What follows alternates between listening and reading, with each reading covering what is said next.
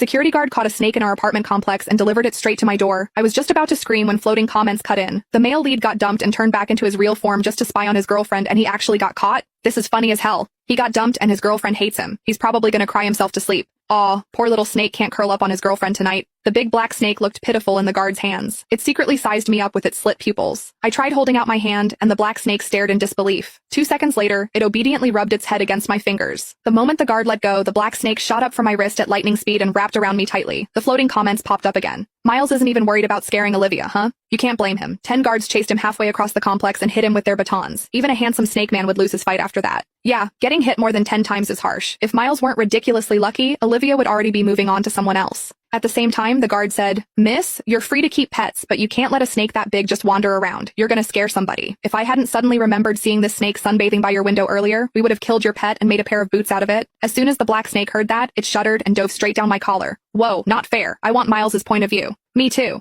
Talk about turning disaster into a win. Miles seriously lucked out. I tried to soothe the snake tucked against my chest, then hurried to grab the watermelon I had just bought and handed it to the guard.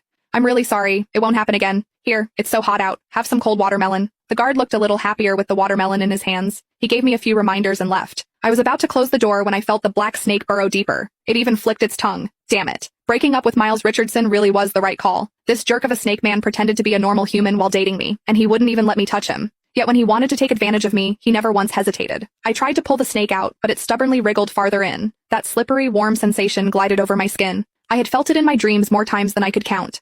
Now, I seriously suspected those weren't dreams. The black snake refused to come out.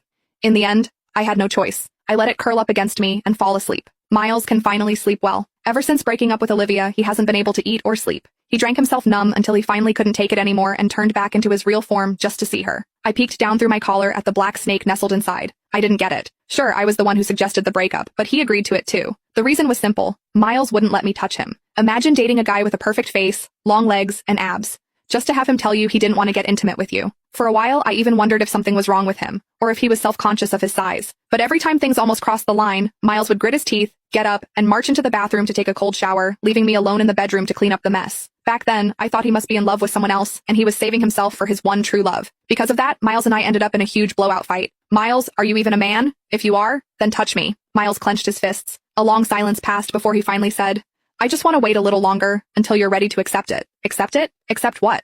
What was there to hesitate about?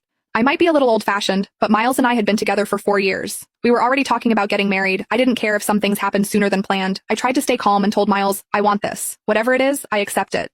But Miles just held his head and crouched.